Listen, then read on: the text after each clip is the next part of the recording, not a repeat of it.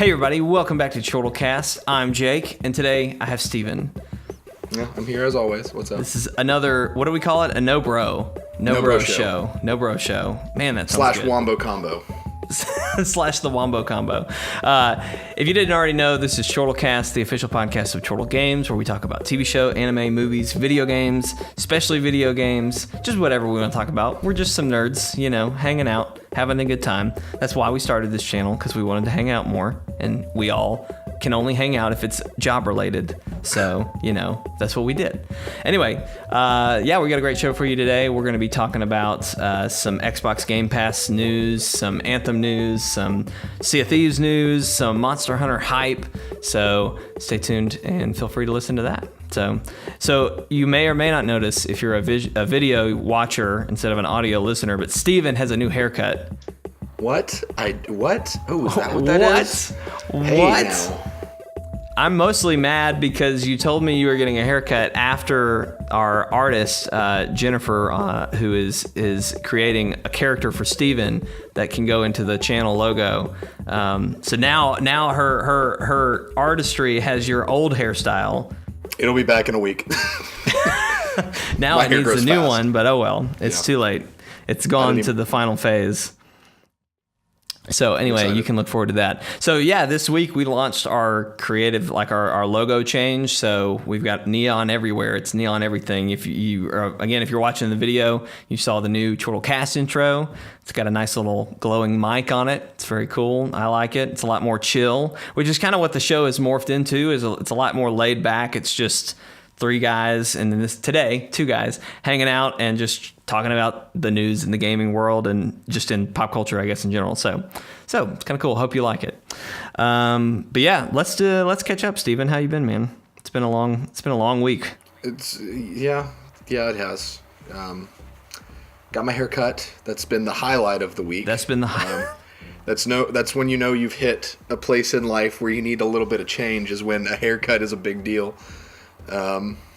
It is, though, especially when you let a friend of yours pick the haircut for you. Yes. So we had this friend that his name is the namesake of this deal, but for the sake of not outing him, we're just going to call this the deal that we did. And that is, this friend would say, he was a tattoo artist, and he would say, hey, if you let me pick what tattoo and where it goes, come out and I'll give you a free tattoo.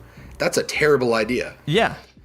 Terrible. So Miles and I have adopted that into everything else. Just like, hey, if you let me pay for that food at this restaurant, if you eat it, I'll pay for it. Okay. But now we decided, because last time I got a haircut, I went to Miles and I was like, yeah, I got my haircut. And he was like, let me take you to my girl. And so it was like, okay, well, that's the most insulting first impression I've got post haircut. So I was like, next time I get my haircut, you get to pick where and what. And he paid for it. So this is what he came up with, and I like it. Yeah, it looks really good. It looks really good. I know the internet's been eagerly awaiting the reveal. I've been eagerly awaiting the reveal because all I got was a Snapchat that said, Miles is picking my haircut. Sorry, I said your name, Miles. Miles is picking my haircut. What are we going to do? I was like, oh my gosh, this could go anywhere. I figured it would go somewhere in this direction, though, with kind of the shorter side, longer on the top. Seems to be what's popular today. So I like it too. You been playing any good games this week? Been doing some Division. They have a global event happening right now. Oh, okay. Which basically means that for a week, the game is affected in one primary way. For this one, it's called Ambush. And that makes it where when you stand still, your damage increases to a peak. So it makes it easier, but some missions have modifiers that make it more difficult, because like if you don't have the bonus active, you take damage over time and stuff like that. But Miles and I played Survival, which is the battleground style. Right. Grab the infection and extract game mode. We finally beat it. We had never beaten it before. We finally beat it. It started with 20 agents. There were 5 left by the time we got out, and another guy was with us, so we were probably the only 3 agents that extracted out of the 20. It was super intense. The ambush modifier made it way easier. That's the only reason we beat it so easily, but it was really good. I'll just gloss over Division. Got my check. You got your Division comment for the week in. Yeah. So UB needs to start paying me money. I'm doing good. They really do. You're doing good work for them. I'm single-handedly floating this game. That is not true at all. But having a global event after a bunch of people have heard about a good update to the game, that's a great way to get people to jump into it. It was smart because they're of course free. And they happen for a week, and they do them every couple months. They try to, and whenever they do a global event, they add new gear, classified pieces of gear. So sets that you already have. Normally, sets are like if you have 4 of these equipped, you get a bonus. But the classifiers are if you have 6, you get this 6th bonus. So it's like the max end armor, and so every global event they add more sets so that you can get them during that global event. It's really smart. Use of padding out your game content without making it feel like it should have been there to begin with. Right. Well, there you go. That's our Division topic of the week. Game. Anything else? Have you tried anything else new? I'm proud to say that I'm still in the middle of Last of Us. I have not given it up yet. Oh, okay. It's the single player game that... No, I mean, I play it when no one else is on. So it's one of those games where, like, the rare times when I'm on my PlayStation and no one else is, I hop into Last of Us. For those listening or viewing that have played it, I am in the middle of my time with Henry and Sam. That's the brothers. Yeah. I don't know what happens. I said this on the last podcast. I did the whole game in one go, so I really don't remember anything. Yeah, I've heard, like, every single time I say, like, oh, it's Henry and Sam to somebody, they're like, oh, so I'm expecting something terrible to happen, but I'm still in the middle. I mean, a lot of crazy crap happens in that game, so yeah. I can't remember. There's I don't want to say anything and be wrong about where you are. There's if it's what I think. I don't know. I'm not going to say anything. There you go. Well, that's cool. So I don't know how much longer you've got then, but if you're still playing in summer, if you're playing it on and off, then you probably still have a ways to go. Yeah. Well, that's cool. Watched any new TV shows or movies or anything this week? Oh gosh, no. I've been. I ask because I have, and I wanna offer that up first. Yeah. We'll get to that in a second. I've got words for you on that. So I have been keeping up with Gifted. That's the X-Men TV show on Fox. Is it still as good as it was when you first started? It's a little more drama focused, right? But it's still really good. Like, the characters are surprisingly pretty well done. The characters are cool. The effects are impressive for what it is. The fact that they have Blink in that show, and she regularly uses her powers, is pretty cool. I mean, it's nowhere near Days of Future Past, right? Where it was basically portals from Portal. But it's good. I would recommend checking it out, sticking it through for the first few episodes, see if you like it or not. Other than that, I'm just keeping up with my regular comedy shows that I watch, like Bob's Burgers and Brooklyn Nine-Nine and the such. I love Bob's Burgers. Now I'm hungry. So yeah, I haven't had any time this week to play video games. In fact, I don't know that I've played anything. Actually, I take that back. I've played a little bit of Splatoon 2 this week. I jumped into Splatoon 2. That's just such a fun game. It's so much fun, and I hadn't been in the mood for it, but I just had a craving and I jumped in, and it's been great.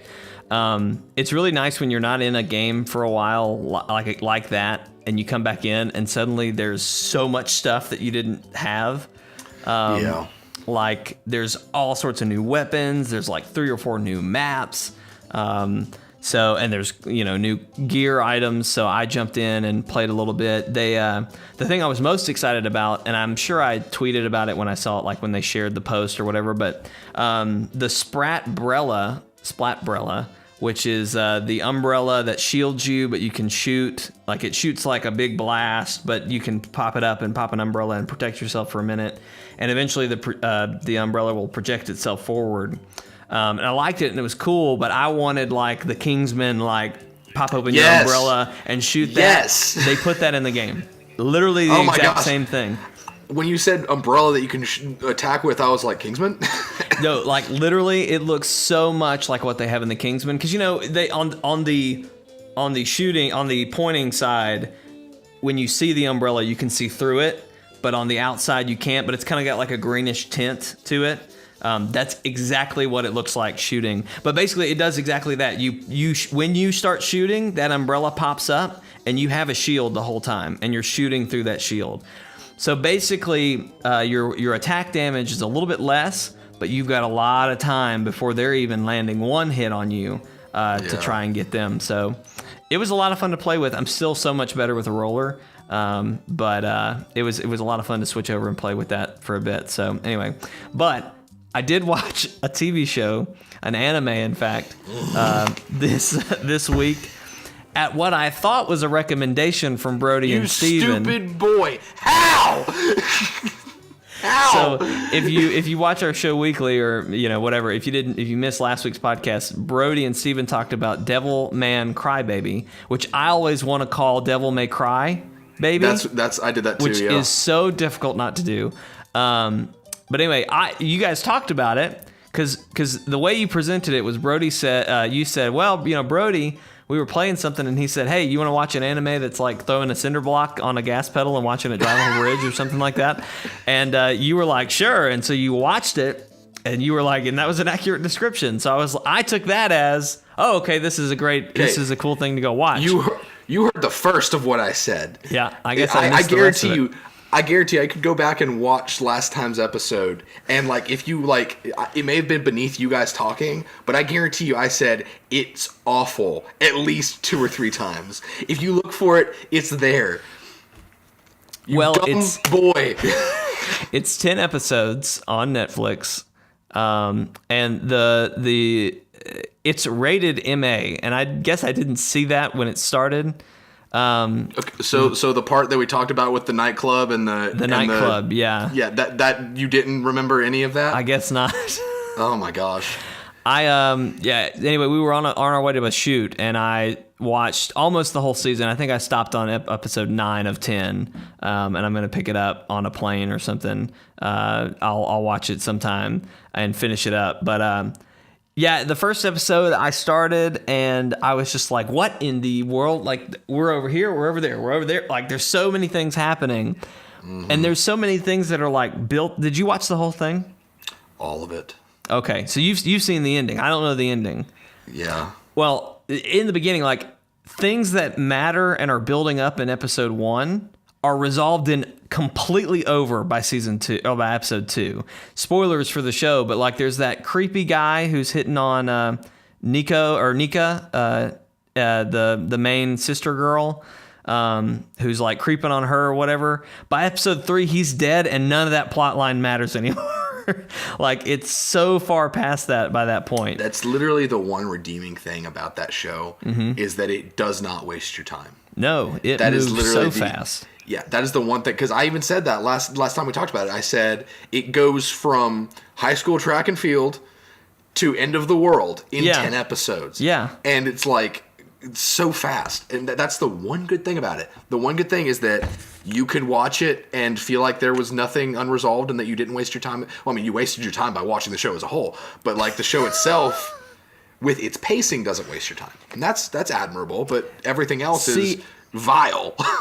I'm invested now. I want to know what's going to happen, but I'll give you this. It is so over the top and it is so wild. And some of the like there's nudity in it. It's MA.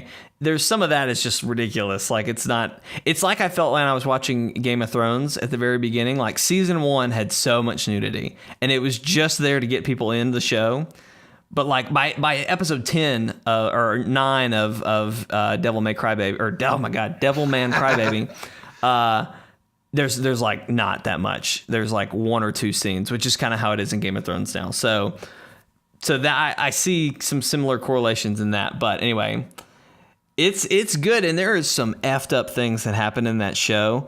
I think it was episode 7 or 8. that one thing just really, really got to me. Spoilers for people who haven't seen the show yet and want to watch it. But I can't remember names because I watched the whole thing so fast. But it's the main character's like his adoptive dad, the family, and the mom. And they have this little boy. The boy's name is like Toro or something. It's not Taco. That's the cat. Something with a T. It's something with a T. Maybe. Taro, maybe. Anyway, the premise of the show is that there are demons, and demons have to bond with a living thing to exist, and so they bond with humans. When they bond with humans, it turns into John Carpenter's The Thing, and imagine the worst body horror you've ever seen. It's worse than that. Yeah, it's really, really grotesque stuff. But anyway, when they merge, either the demon wins and the demon's in control, or the human wins and the human's in control. So, like, if the demon wins, it's a crazy monster demon thing that's taken over this human body. If the human wins, they get awesome demon powers. So it's kind of an interesting situation. But anyway, people start the whole way this show starts off is people are basically using it as performance enhancing drugs, is trying to get this to do better at things, and then it goes kind of out of control. Anyway, this part that we're talking about, the little boy he was interested in all this stuff from the very beginning, but once it got really crazy, he somehow gets possessed. He eats his mom in front of his dad, and it blew my mind. It wrecked me. After eating a dog. Yeah, he ate a dog, and then he eats his mom. And his dad finds him midway eating through, and the dad makes all the connections, and you can see the little boy's demon eye start to cry.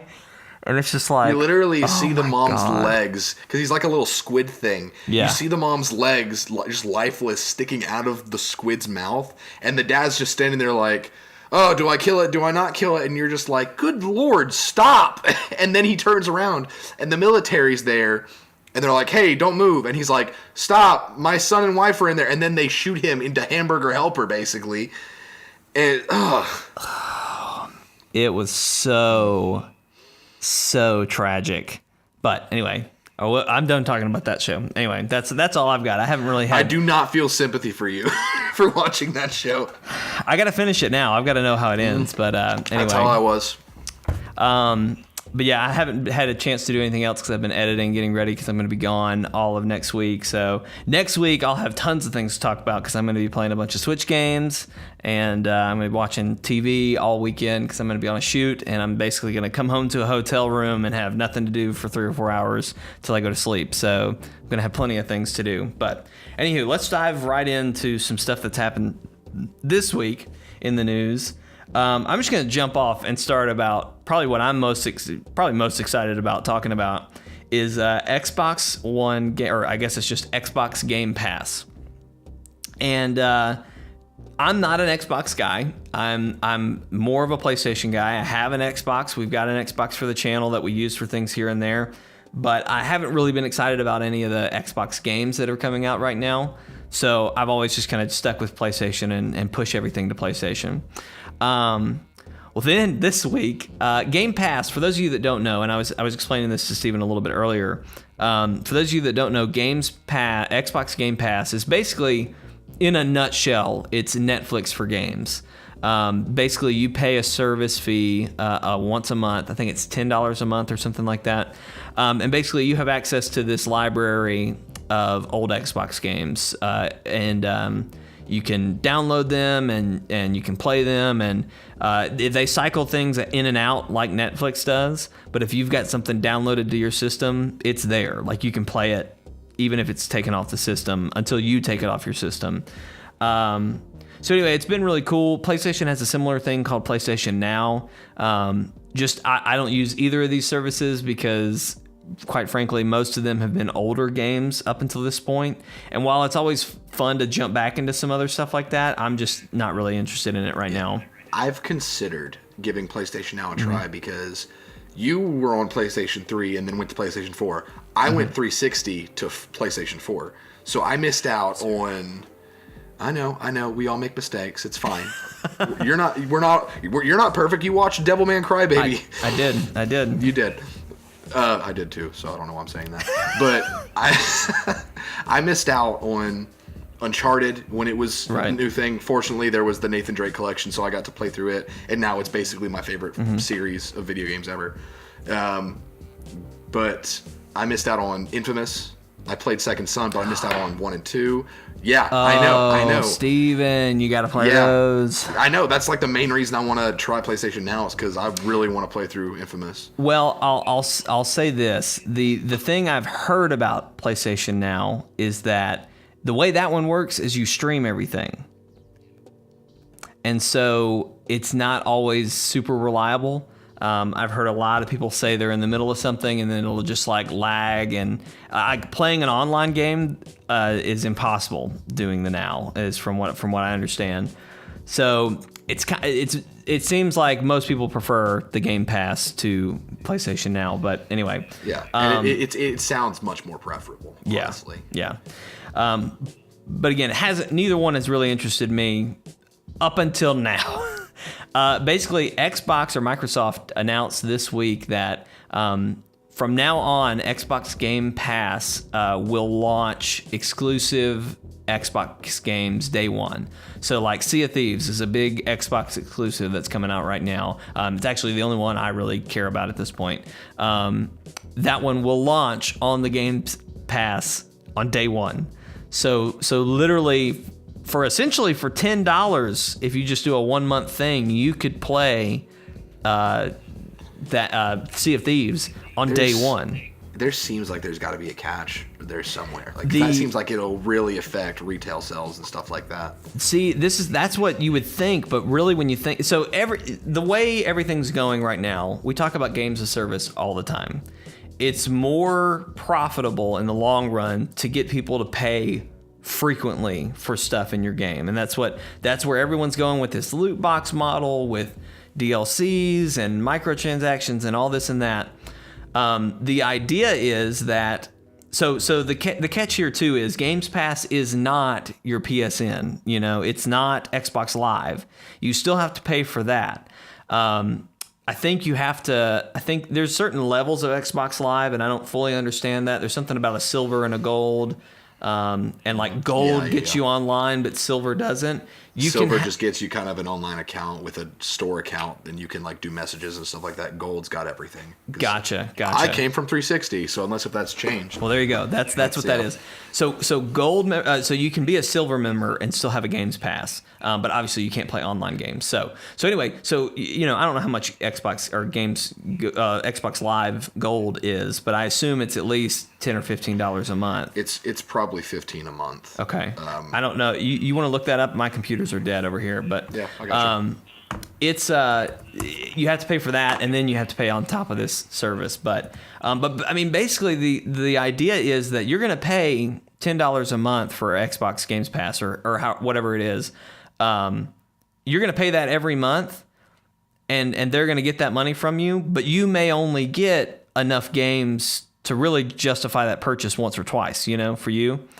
And once they get you into that ecosystem, people are more likely to stay in that ecosystem once they're in it, unless they're super savvy or anything like that. But I mean, most people who are spending that kind of money are just going to stick with it. That honestly makes sense now that I'm thinking about it, because hold on, monthly cost. Not to mention, I'll just say this while you're looking. Not to mention, especially for Sea of Thieves. Like this game depends, and we'll talk about that in a minute, but this game depends on there being people to play with. I mean, you cannot play this game alone.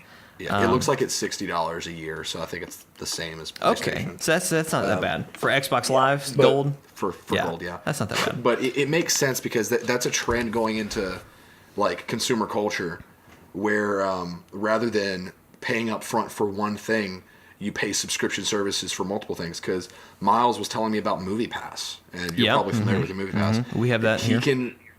He can see one movie a day for $10 a month. Like over here, a nighttime ticket to a movie is $10. Yeah, that's basically you're paying the price of one movie ticket to see a movie every day. For a month. So that's 30 movies. But the catch is, how many movies do you see Exactly. in a month, you know? Not that many usually. No. Like, it sounds like a good idea. And yeah, you can take advantage of it and you can get your money's worth. But the average consumer, yes.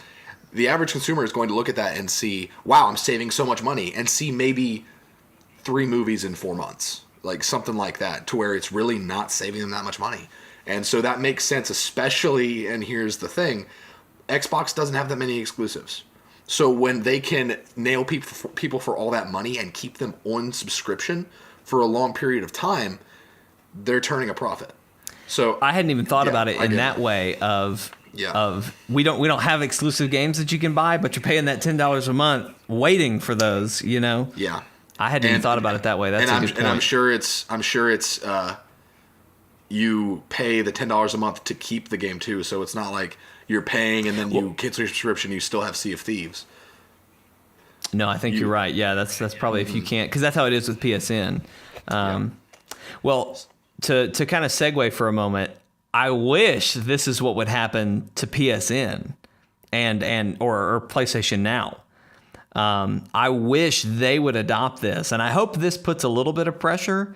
But from podcasts I've listened to and just reading some news articles about it, PlayStation is in no way, shape, or form that desperate to do something like that. Right, and Xbox, that's a good word to describe them right now, is in a lot of ways they are desperate to stay relevant. They had to do something bold. Yeah, because like right now, keep it going.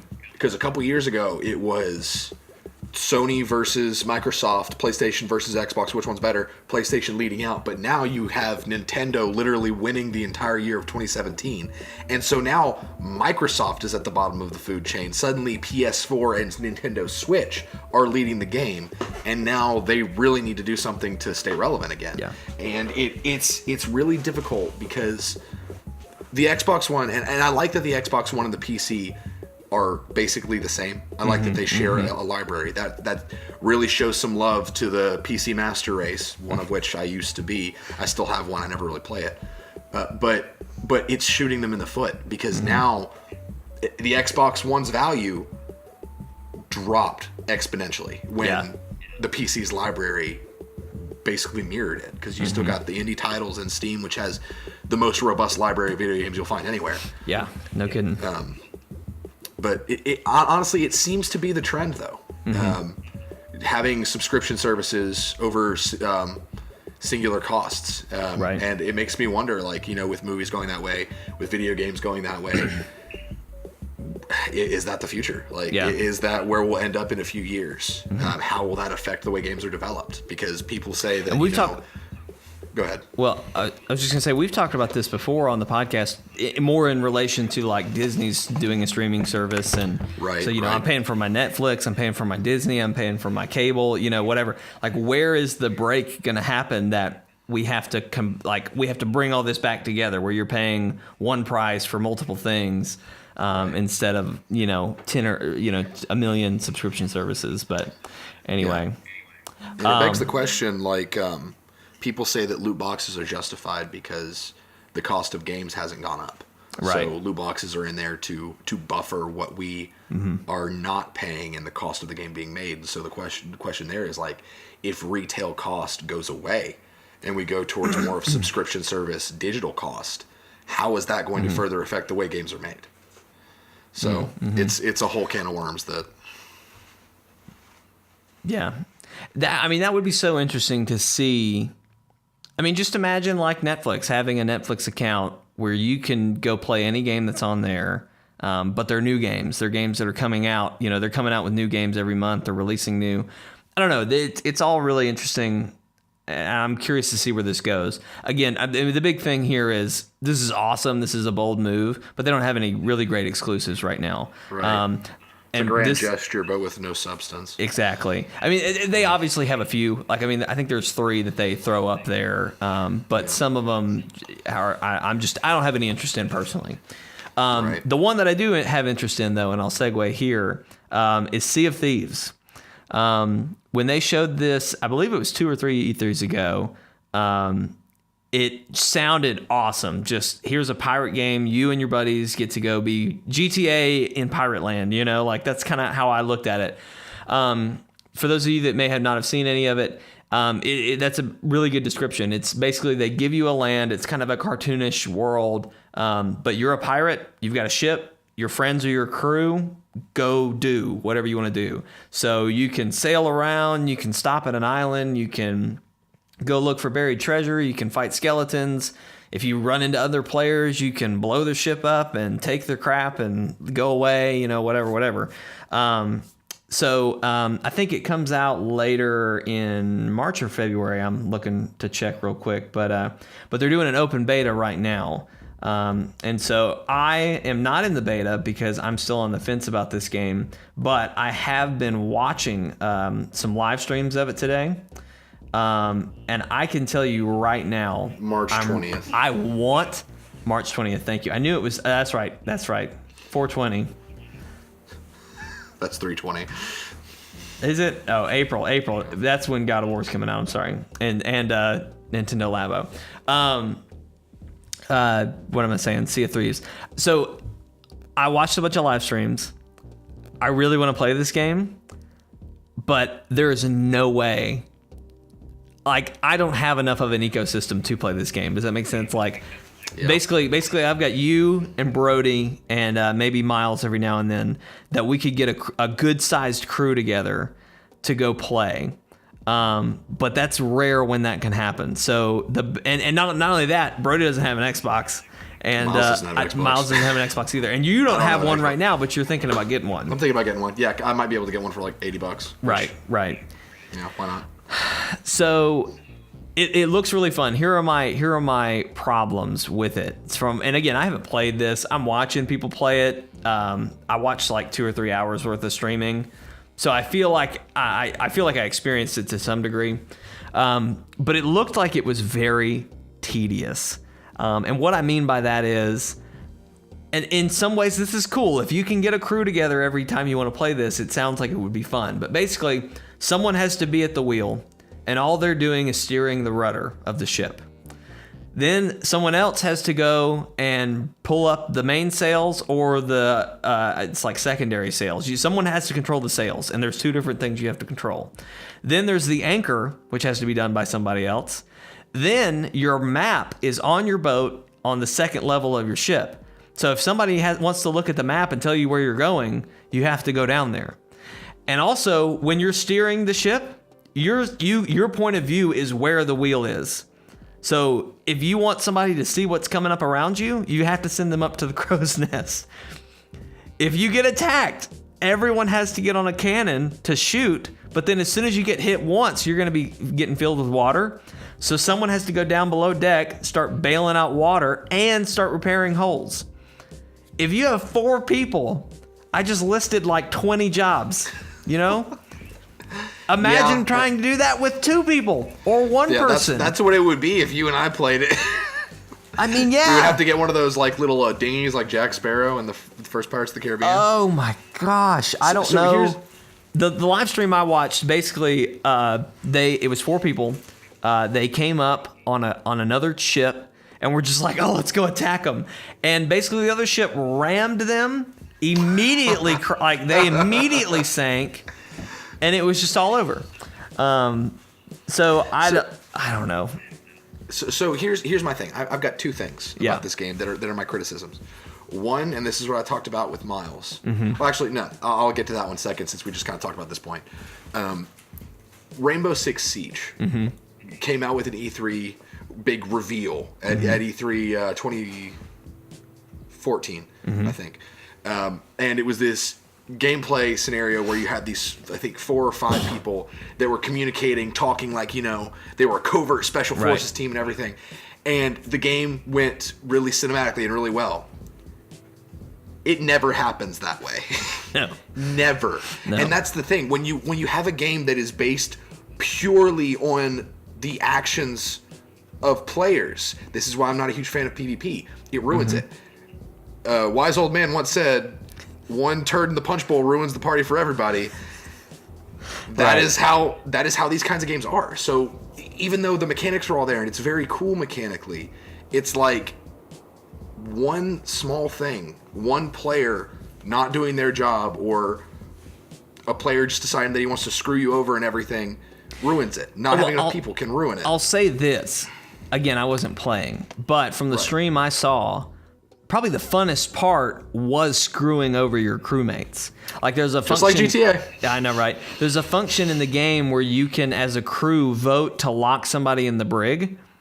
And so I watched they did this to that one person anytime they got on the boat. They were just instantly in the brig, and it was funny for a bit. But I don't know. It's just one of those things that I don't have enough. It would be very rare that I could get enough people to go. I mean, hell, we haven't done a raid in Destiny yet because we can't get 6 people together to play, you know. And it's usually I've got a segue ready for you out of Sea of Thieves that involves Destiny. If you want to hear it, I'm not ready to go there yet, but okay. I want to. You mentioned small little details though about the game. Yes.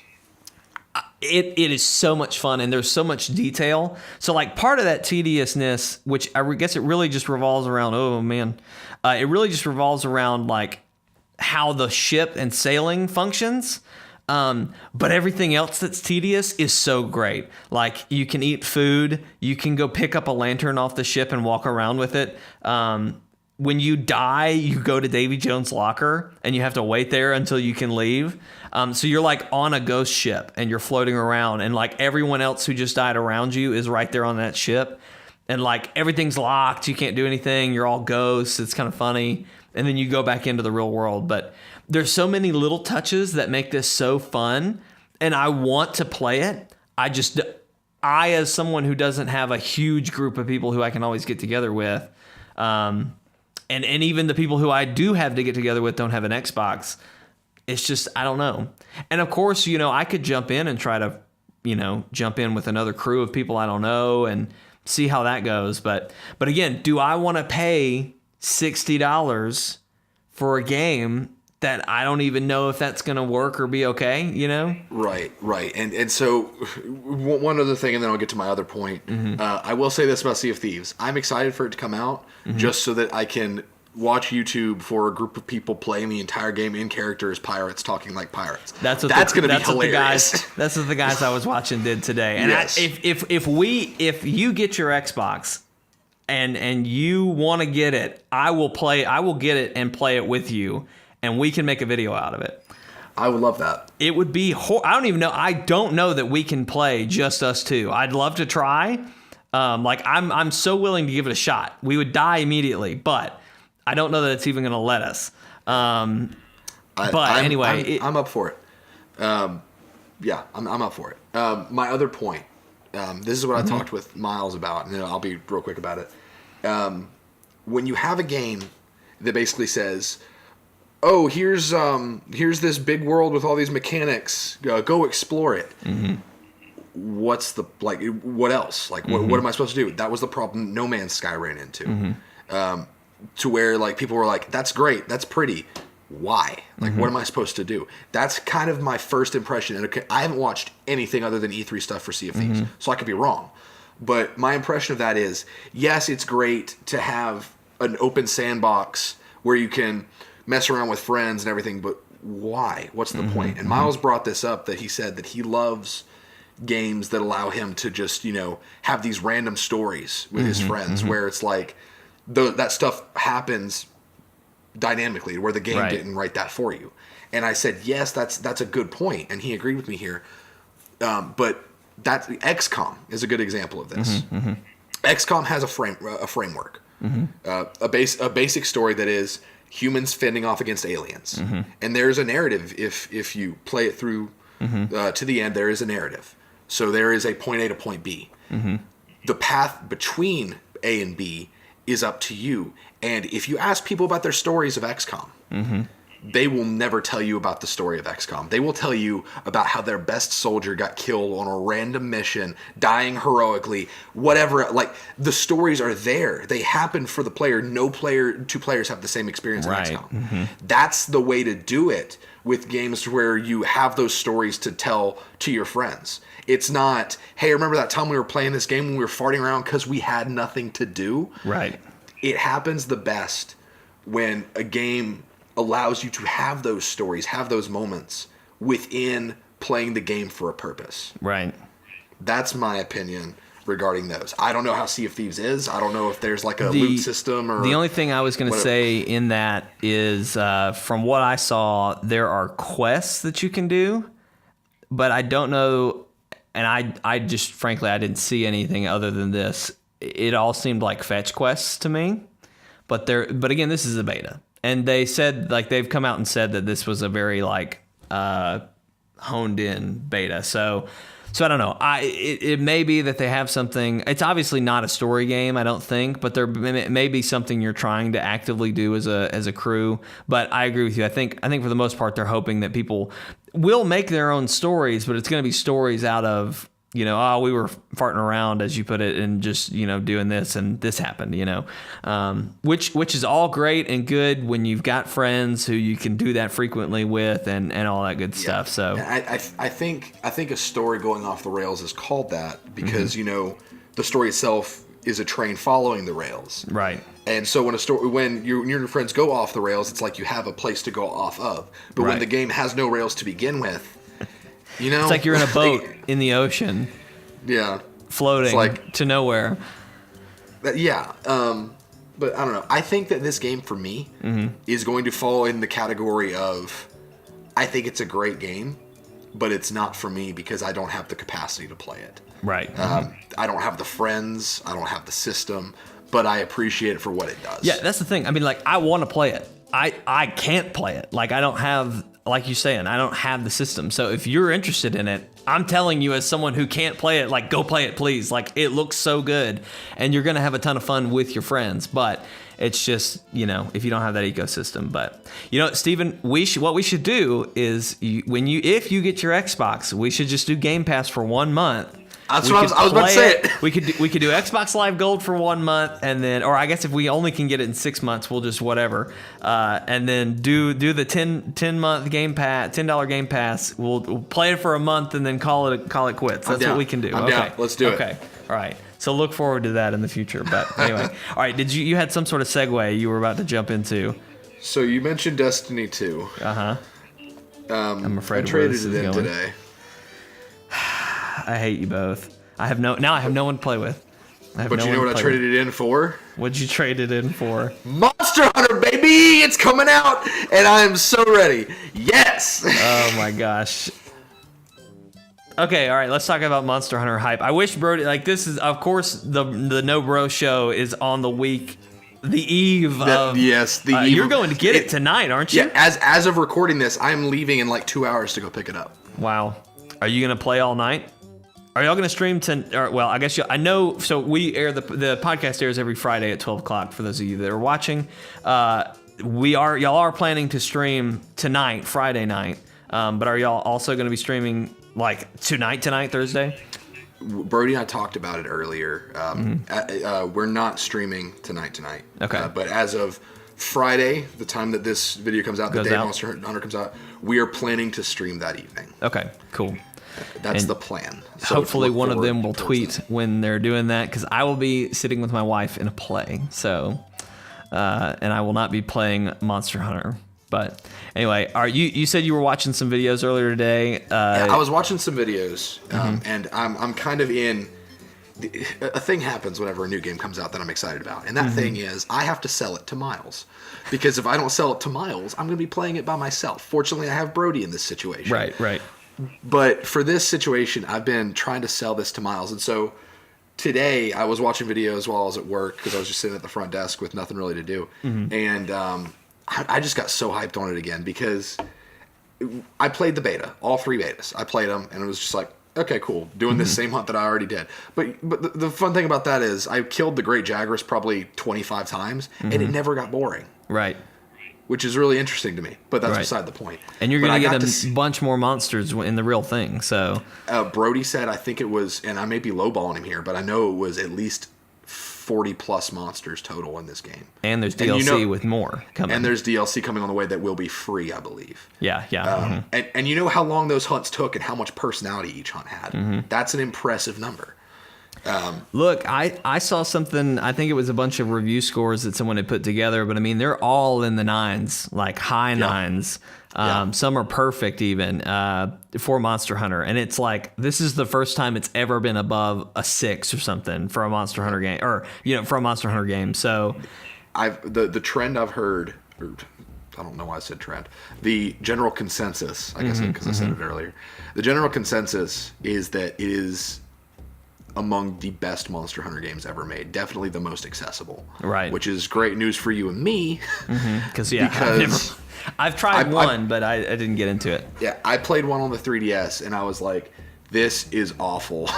Because I tried to be a ranged character, but my camera controls were the D-pad on the... nope. No. But I looked up stuff today that I hadn't really seen, and that's the hub world, which looks really cool, and the crafting. And I got to see some people play the game that actually seemed to know what they were doing.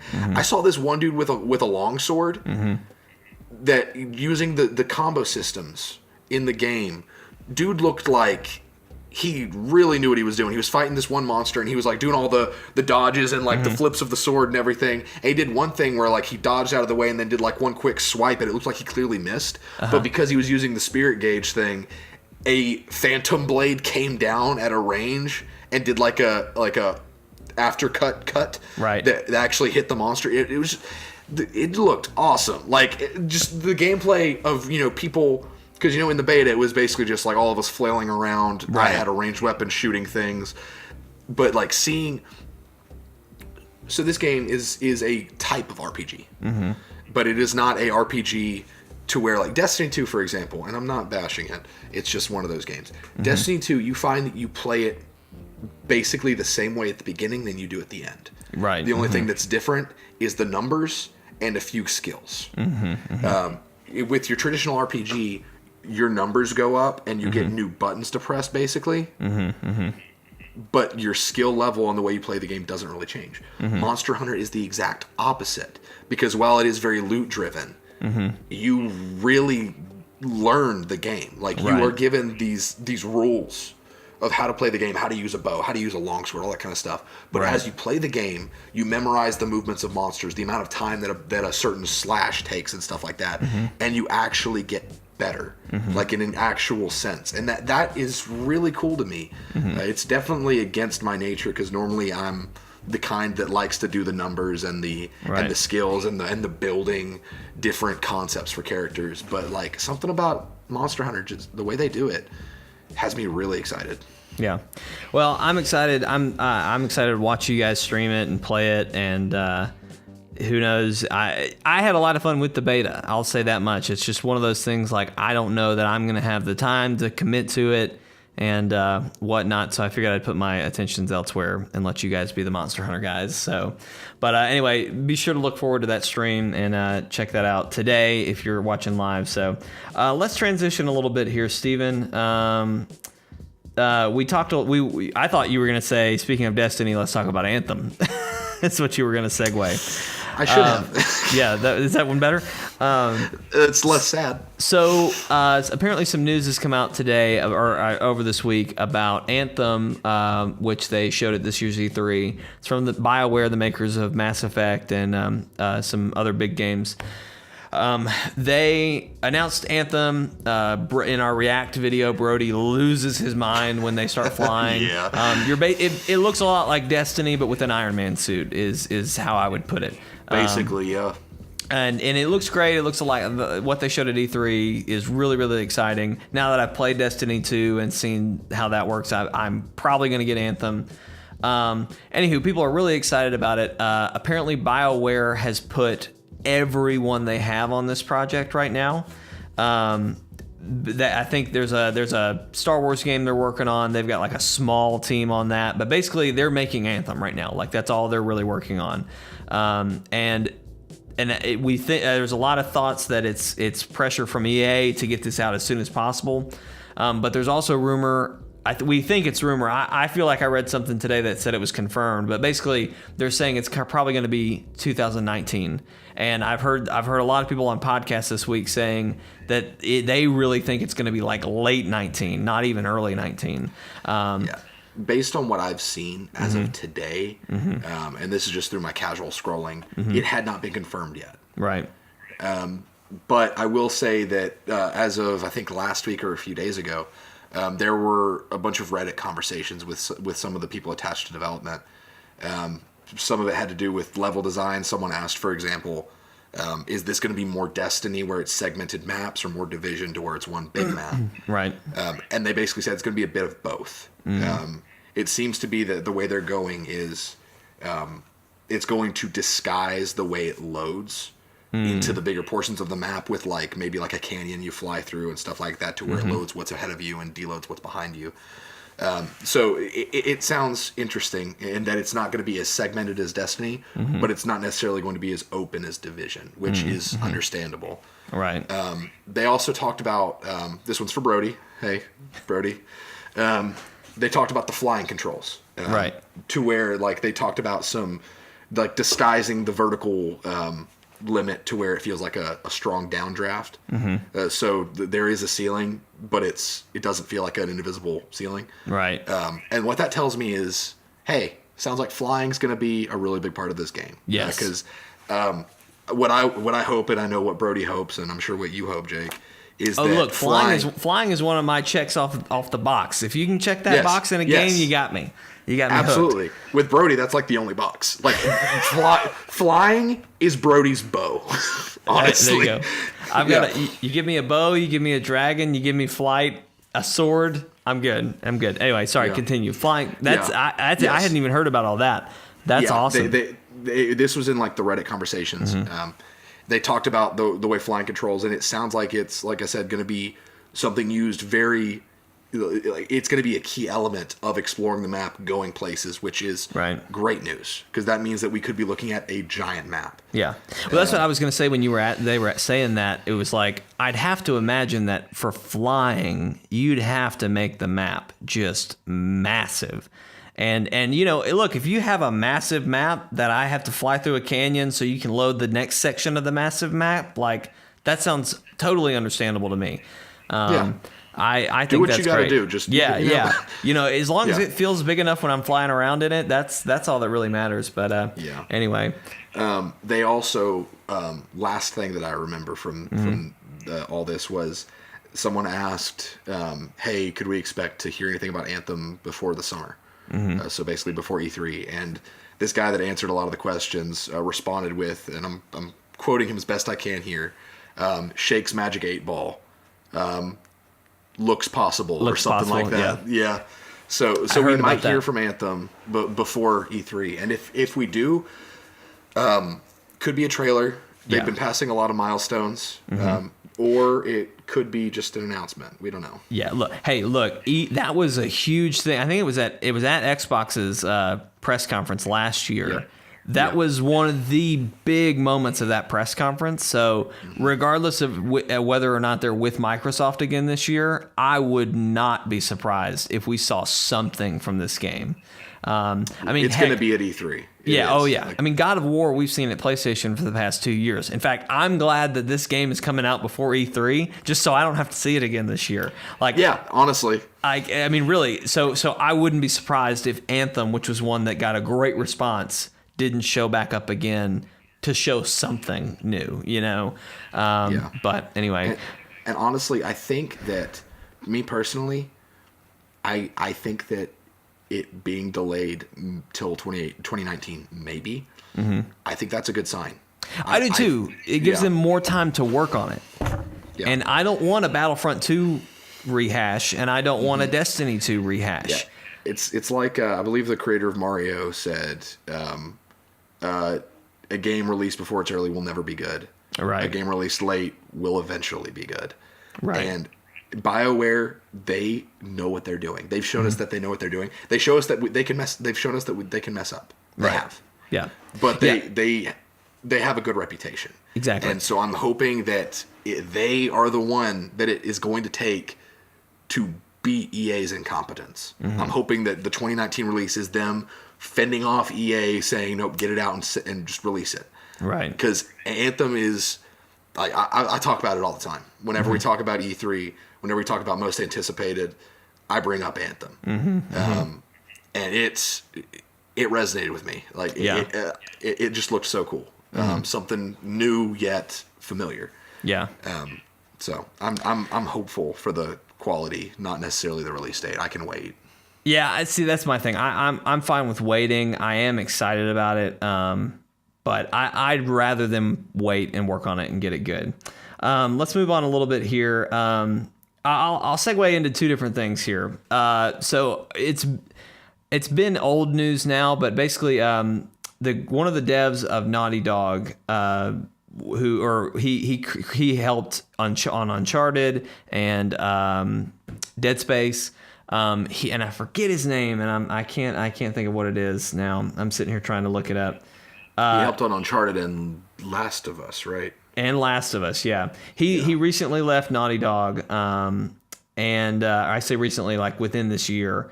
And he is now working with Square Enix on their new Avenger project. Heck yes. Which I am so excited about. First off, I'm just excited for that game. I have been hoping that it's going to be... I mean, we've been looking for a really good Marvel game, you know? Like DC has its Arkham. I want Marvel's Arkham. Exactly. And that's what people hope Spider-Man is, but I'm still withholding judgment on that. I'm sorry, I'm trying to look this guy's name up because I cannot think of it, but I'm excited. I mean, we don't know anything about this game at this point. But hearing that he's going to be in it, I mean, think of Uncharted, but with the Avengers, you know, like that's talking about a story game and just former Uncharted director Sean Escape, something like that. Yes, that's it. And Dead Space producer Stephen Barry. Okay, there you go. Well, anyway, they're working on that. I mean, just imagine. I mean, Dead Space was so good, and there were so many great. What I love about those is they're so cinematic. Those games are so cinematic. It's all about the story. That's perfect for Avengers. That's what Avengers needs. I mean, it's going to be like playing the Avengers movie for real. Yeah, I'm so curious because it's an Avengers game. Yeah, I'm so curious. Is it going to be co-op? That'd be amazing. Oh, please. But like, how is it going to play? Because that's what's so great about, like, it's great and scary about an Avengers title. Because it's like, who am I going to be playing? Can I play everyone? Right. Are they going to play completely different? Like, well, see, like that's what's so fun about the Lego Marvel game is that you have a million, like literally it's over 200 or 300 characters or something like that all feel differently. And we've talked about that before, but like, can that be done on this scale? I don't know that it can. Like I think realistically the most we could hope for would be 10, maybe 20. And I'm just trying to be realistic here. I don't know. Dream would be everybody, you know? But honestly, like I think it's doable, but it's like the more characters, the more limited it's going to be. Because like we've seen that it can work in Ultimate Alliance 1 and 2. And those are old games. They hold up today. But like we've seen that you can have a fairly large cast that all play pretty differently. Right. But my thing is like, I'm wondering if they don't go for top-down beat 'em up action, like if they go for third person action. That's what I'm hoping out of this. Me too. You know? Me too. Yeah. But it's like, imagine like a third person action adventure game, fully co-op where you can choose from a large roster of the Avengers. Right. That sounds like if you had told like high school, middle school Steven that was happening, I would have died. Yeah. Like there. See, when they first announced it, my initial thought was, okay, Kingdom Hearts or Final Fantasy, but you play as Marvel superheroes. But now that we're throwing this Uncharted stuff in here, that's shifting my whole perspective a little bit. So I don't know. Regardless, I'm still hyped for this game, and this only gives me more reason to be hyped because we know that really good talent is already working on it. So that's just exciting. Now I'm going to segue here because we are running on our time, but I do want to talk about a movie that's coming out soonish, and that is Captain Marvel. I am super excited for this movie because I really like the character of Captain Marvel. I think she's super cool. For those of you who have never seen her or know what she looks like, she is basically a blonde-haired woman who wears a red and blue suit. That's important. And she's got like cosmic powers. She's from what I understand, she's actually one of the more powerful characters in the Marvel universe. But anyway, Brie Larson's playing her. Who's a great actress. She's been in a couple things recently. The new King Kong movie that came out and some other stuff. I can't think of anything else. But anyway, we finally got a picture. I'm trying to pull it up so I can like really just get this image in my head. Not that I need it anymore. But she's wearing a green suit, and I don't understand it, Steven. I don't understand. I saw it and I was like, that's got to be for some like post reason. Like maybe some kind of post editing. I don't know, because there's no way they're passing that off as her actual costume.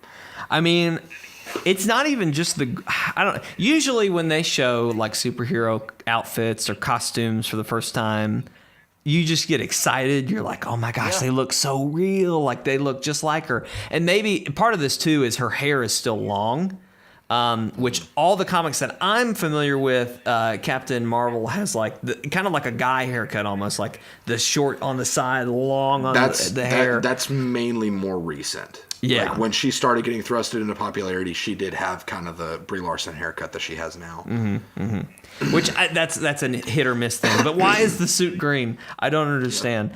There's a picture that they put with it that it's supposed to be a reference to the Kree. The Kree have green suits and stuff.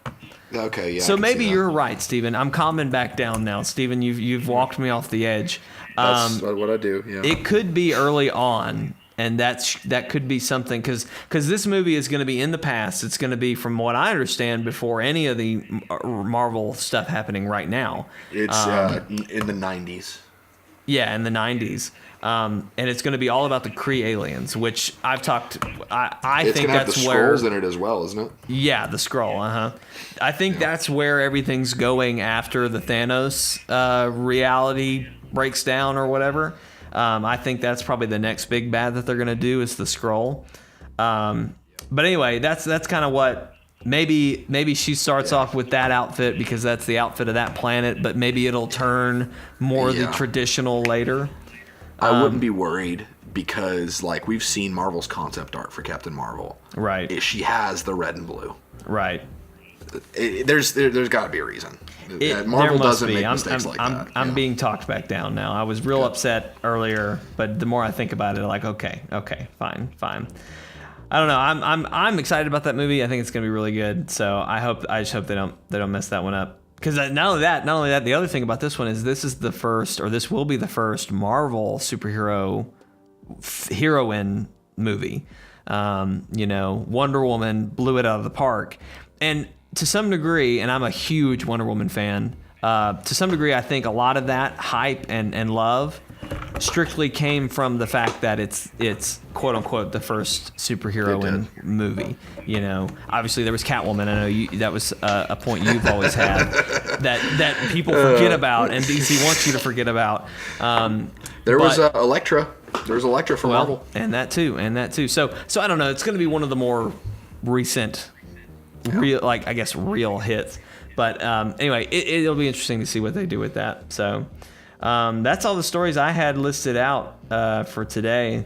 But man, it's a good time to be alive, Steven. I love all these games that are coming out. New games are coming out. I've got a new haircut, So one more thing. God of War.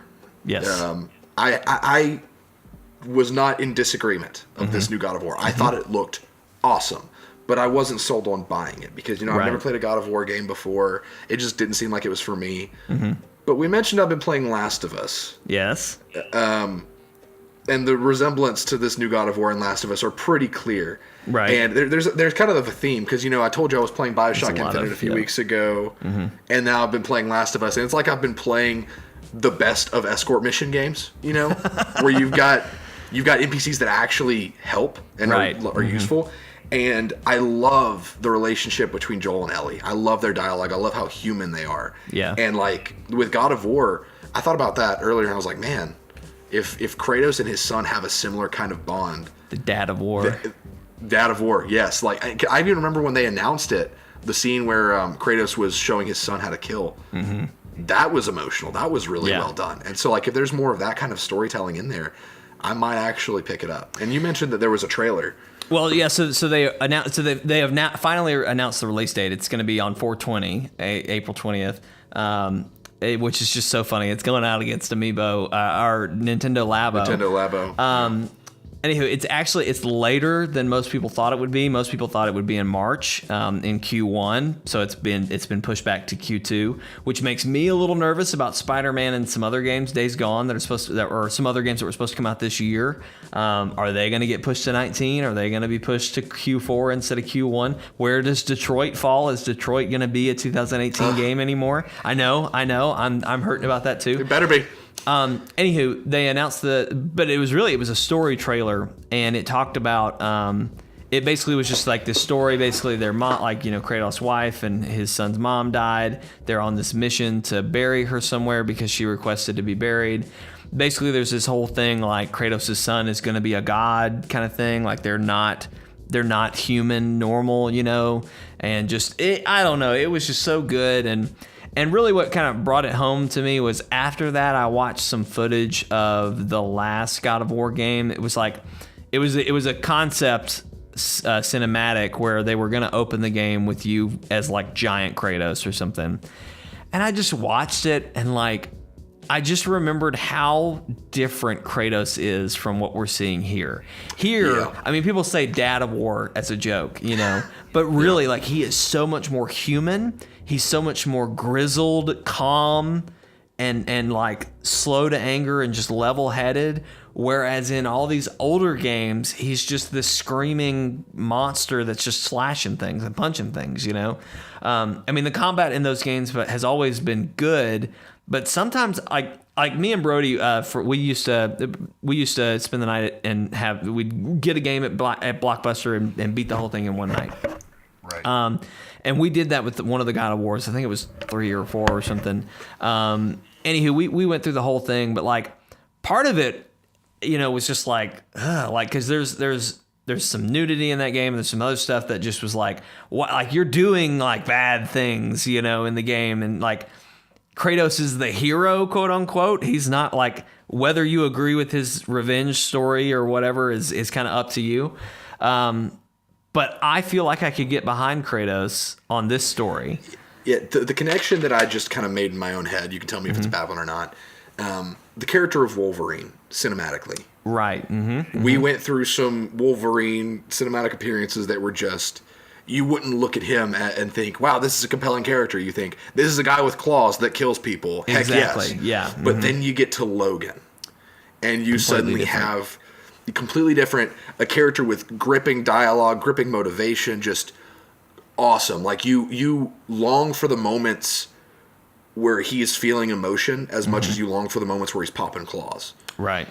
That's what I hope for from this Kratos. I think it will. I mean, definitely that, like I said, that trailer has really piqued my interest, and I'm probably more likely to get it now. I don't know that I'm going to pre-order quite yet. I may just wait till it's out and I can hear some things and I can get it. That's kind of what I did with Assassin's Creed Origins, and it worked out well for me because I got it when I had a dead time. And I was able to get it for a little bit cheaper, which is always smarter. Hey everybody, thanks for tuning in to this episode of Chortle Cast. We do hope that you have enjoyed it. If you did, there's a few things you can do to help us out. If you're watching on YouTube, you're already on chortlegames.com, and you can leave us a comment there. We love comments. Just let us know what you think about the show, what the topics we've talked about. Do we get anything wrong? That sort of stuff. You can leave that in a comment. If you're an audio listener, thank you for listening. You should subscribe to the podcast on iTunes. You can get that for free. It downloads to your phone every week, so you can hear all us chat about crazy things. But also leave us a review on there. That really helps get the podcast more known and gets more attention and really helps us out. The other thing you can do if you want to get in touch with us is send us an email at chortlecast@gmail.com. You can send us topics. A few weeks ago, the last No Bro show, we did a topic where we talked about GameSpot's predictions for 2018, and we just kind of discussed some of those. I had a topic for today, but I ended up bailing on it just because of time, and there was actually a lot of news that happened this week, so I kind of pounced on that one, but anyway, if you've got anything like that you'd like to hear us talk about, you can send that to that email. And then last but not least, you can always tweet us at Chortle Games on Twitter, and we'll tweet you back. So we're also on Facebook. And we're also on Facebook, which I always forget about. But Steven runs, so Steven is very passionate about our Facebook group. Really, you should follow the Facebook group just to see Steven's like descriptions of the videos. Yeah. I sit there. I legitimately sit there when we've got new content to push out, and I just meditate for 20 minutes over like what is the funniest thing to put here. Send me a joke. I try to be as clever and witty and as I can, but Twitter restricts me with their character limits. So yeah, they're usually long, but they're always worth it. So anyway, I've kind of talked about it a little bit, but I'm going to be gone this whole week. So upcoming week. So Steven, so there's not going to be a podcast this upcoming Friday. What there will be is a Monster Hunter stream. So Brody and Steven are going to be streaming Monster Hunter. It's probably going to go for about an hour. I don't know exactly what time it'll be, but it'll be sometime that Friday night. We'll try to be proactive about tweeting out and Facebooking. And Facebooking out. And then we've kind of discussed that they're going to be playing the game, but we also kind of want to talk about some topics that are a little bit more functional that week. So I may end up pulling that audio and throwing it up as the podcast, or I may not. So either way, go check that out. Again, chortlegames.com. We'll get you to our YouTube, and you can see it there on Friday. So that's our show. Next week, we've got more Cuphead. And on Monday, and then I believe it is a Switch game called Mom Hid My Game that me and Lee Allison play. And Lee Allison does not like games, like she is not a gamer. We started that game in the video. We played to like level 15, I think. I cut the feed and I'm like, okay, you can go do whatever, Lee Allison. And she was like, can I just play until Brody gets here? And I was like, sure, that's fine, whatever. So she plays to like level 30. There's like 50 levels in this game. Brody shows up and I'm like, okay, Lee Allison, you got to go. And she's like, she's like, I can take the Switch with me, right? And just play it. And I was like, yeah, sure. So she just takes the handheld and goes and sits down on the couch. I come out about an hour or so. I come out about an hour or so later. I'm dying. I came out about an hour or so later. She beat the game, Steven. She beat the game. Good Lord. I know. So it was, it's like a puzzle game. It's kind of funny. It's just wacky. It's very Japanese. It's got you should play it if you've got a Switch. It's got a really, really kind of interesting story at the end. That's really sweet. But yeah, no, Lee Austin just played through the whole thing in one sitting. So, anywho, if you're interested in that game, check that out on Wednesday. It's really, really funny. And, if you've got a Switch, it would be a fun play for you. So anyway, that's it for our show this week. Thanks again, Steven, for hanging out and tuning in. Of course. Do we have any closing thoughts? Rate my haircut on a scale of poop emoji to heart emoji. What would be in the middle? Pretty much anything. Like that's kind of the far left and the far right. There is on a scale of poop to heart. Like you fill in the blanks. We'll see you next time.